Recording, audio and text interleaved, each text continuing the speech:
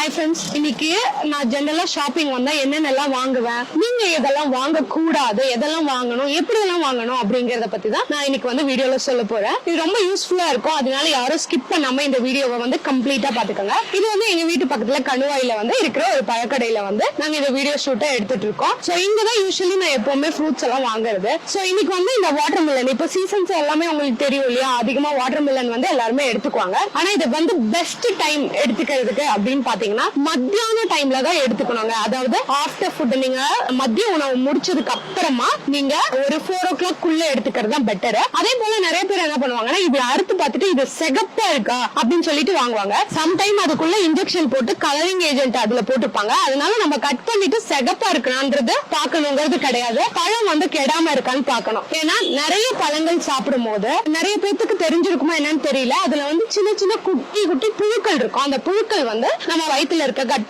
Bacterias வந்து disturb பண்ணும். அதே போல பாராசைட்டினுடைய அளவு அதிகமாகும். அதனால பழம் வந்து எப்பவுமே கெட்டு போகாம இருக்கான்னு பாத்துக்கணும். அதே போல பாத்தீங்கன்னா இந்த பழம் எப்பவுமே சாப்பிட்டு பார்த்துட்டு இனிப்பா இருக்கான்னு சொல்லிட்டு வாங்குவாங்க. நீங்க டயபெட்டிக் பேஷண்டா இருக்கீங்க அப்படின்னா இனிப்பா இருக்கணும் அப்படின்னு சொல்லிட்டு கிடையாதுங்க. நீங்க கொஞ்சம் காயா இருக்க பழத்தை கூட தாராளமா சாப்பிடலாம். உங்களோட சுகர் லெவலை அதிகப்படுத்தாது. அதே போல உங்களுக்கு வயிறும் ஃபில் ஆன மாதிரி இருக்கும். பிளஸ் சின்ன சின்ன குழந்தைங்களா இருந்தாங்கன்னா அப்கோர்ஸ் அவங்க ஸ்வீட்டை வந்து எதிர்பார்ப்பாங்க. அந்த மாதிரி செலக்ட் பண்ணி வாங்கிக்கோங்க. அதுக்கப்புறமா இங்க இருக்கக்கூடிய ஃப்ரூட் பாத்தீங்கன்னா இந்த செவ்வாழை. நிறைய பேர் என்ன நினைச்சிட்டு இருப்பாங்கன்னா, இந்த செவ்வாழையில வந்து ரொம்ப அதிகப்படியான சத்து இருக்கு, இதுல வந்து நிறைய அயன் இருக்கு, இது மேல சிகப்பா இருக்கனால அப்படின்னு நினைச்சிருப்பாங்க. அப்படி எல்லாம் எதுவும் கிடையாதுங்க. வாழைப்பழத்துல எல்லா வாழைப்பழத்திலயும் ஒரு நியூட்ரிஷன்ஸ் இருக்கு. சோ அதுல இதை பர்டிகுலரா எடுக்கணுங்கிறது கிடையாது. நான் எப்பவுமே சூஸ் பண்ணும்போது வீக்லி ஒன்ஸ் ஆர் ட்வைஸ் இதை வாங்கிக்குவேன். இல்ல அப்படின்னா நேந்திரம் வந்து நான் ரெகுலரா யூஸ் பண்ற ஒரு பழம். ஏன் நேந்திரம் ரெகுலரா யூஸ் பண்ணணும்னா, முன்னாடி காலத்துல இந்த கேரளா சைடு எல்லாம் போனீங்கன்னா இந்த பழம்புரி சாப்பிடுவாங்க, நேந்திர சிப்ஸ் இருக்கும், நேந்திர பழத்தை வச்சு நிறைய வெரைட்டிஸ் பண்ணிருப்பாங்க,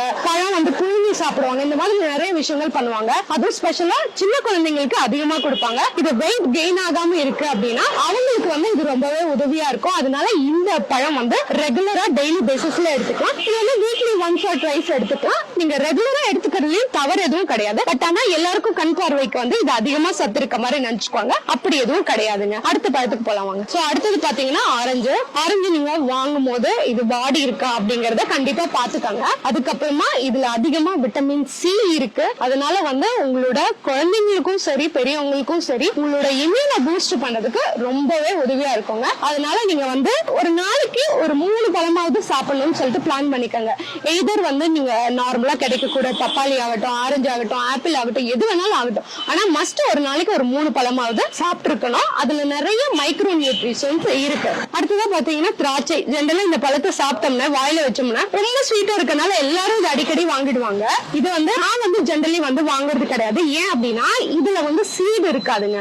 எப்பவுமே மரபணு மாற்றப்பட்ட பொருட்களை வந்து நம்ம யூஸ் பண்ணாம இருக்கிறது தான் நல்லது. ஈவன் தான் இது வந்து இயற்கையா தான் விளையும், பட் ஆனா இது வந்து ஹைபிரிட் மாதிரி. அதனால வந்து இதை வந்து நான் யூஸ் பண்றது கிடையாது. ஆனா அதுக்கு பதிலா நீங்க பன்னீர் திராட்சை அவைலபிள் இருந்தது அப்படின்னா நீங்க பன்னீர் திராட்சையை ரெகுலரா எடுத்துக்கிறது நல்லது. அதுல இருக்க கொட்டை இருக்கு இல்லையா, அது வந்து கேன்சருக்குமே ரொம்ப ரொம்ப நல்லதுங்க. அவ்வளவு ஹெல்த் பெனிஃபிட்ஸ் இருக்கு. அதனால நீங்க பன்னீர் திராட்சை எடுத்துக்கிறது ரொம்ப நல்லது. அடுத்ததா பாத்தீங்கன்னா மாதுளம்பழம். சோ இது வந்து எனக்கு பழங்களே ரொம்ப பிடிச்ச பழம்னா மாதுளம்பழம் தாங்க. ஏன் அப்படின்னு கேக்குறீங்களா? யாருக்கெல்லாம் ரத்தம் ரொம்ப கம்மியா இருக்கோ அவங்களுக்கெல்லாம் டெய்லியும் ஒரு 2 டைம் மாதுளம்பழம் ஜூஸ் குடிச்சீங்கன்னா போதும், டக்கு டக்கு டக்கு டக்குன்னு சொல்லிட்டு அந்த ஹீமோகுளோபின் வந்து அதிகமாயிடும். சோ அதனாலே இது வந்து ஜெனரலா வந்து எனக்கு ரொம்ப பிடிக்கும். அதே போல பாத்தீங்கன்னா இப்போ வந்து உங்களுக்கு எல்லாம் தெரிஞ்சிருக்கும் இல்லையா, அந்த புண்ணு ஆறாம இருக்கு, வாயில அடிக்கடி புண்ணு வருது, வயிறு அல்சர் வருதுன்னா இந்த மாதுளம்பழம் வந்து ஒண்டர்ஃபுல்லான ஒரு ரெமெடிங்க. சோ இதை வந்து நீங்க ரெகுலரா குழந்தைங்களுக்கும் சரி ரொம்ப ஏஜ் ஆனவங்களுக்கும் சரி இதை வந்து ஜூஸா போட்டு குடிக்கிறது ரொம்ப நல்லது. பல்லு இருக்கு, பல்லு எல்லாமே வளர்ந்துருக்கு, இல்ல பல்லு வந்து வயசானவங்களுக்கு உதிரல அப்படின்னா அவங்க வந்து எப்பவுமே பெஸ்ட் வந்து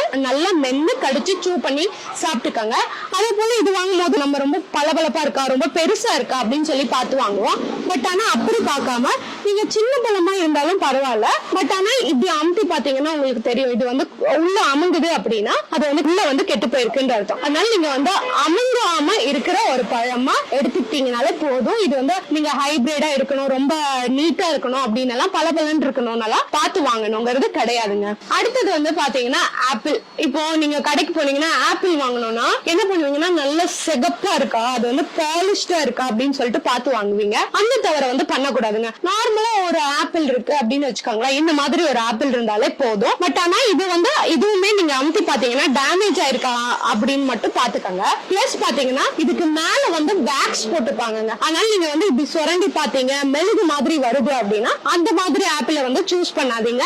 ஆப்பிள்லயுமே நிறைய ஹெல்த் பெனிஃபிட்ஸ் இருக்கு. குழந்தைங்களுக்கு நீங்க சும்மா தண்ணியில வேக போட்டு அப்படியே கொடுத்தீங்கன்னா ஒரு 6 மாசம் குழந்தைங்க எல்லாமே சாப்பிட ஆரம்பிச்சுக்குவாங்க. அதுக்கப்புறமா பாத்தீங்கன்னா இப்ப ஏஜ்ல இருக்காங்கன்னா அவங்களுக்குமே இதை நீங்க வேக வச்சு கொடுக்கறது ரொம்பவே நல்லது. பிளஸ் அவங்களால கடிக்க முடியாதுங்கிறதுனால அவங்க வேக வச்ச ஃபார்ம்ல கூட எடுத்துக்கலாங்க. அது மட்டும் இல்லாம நார்மலா இருக்கிறவங்க ஒரு நாளைக்கு ஒரு ஆப்பிள் சாப்பிடுறது ரொம்பவே நல்லதுதான். ஆனா நம்மளாம் என்ன நினைச்சுக்கலாம், ஆப்பிள்னா ரொம்ப காஸ்ட்லியா இருக்கும், இதை வாங்கி சாப்பிட்டாதான் ஹெல்த்தி, அப்படி எல்லாம் எதுவும் கிடையாது. நீங்க நார்மலா ஒரு நாளைக்கு நீங்க கம்மி ரேட்ல இருக்கக்கூடிய பழங்களை ஒரு 3 பழங்களை வாங்கி சாப்பிட்டீங்கனாலே அதுவுமே ஹெல்த்தி தான்.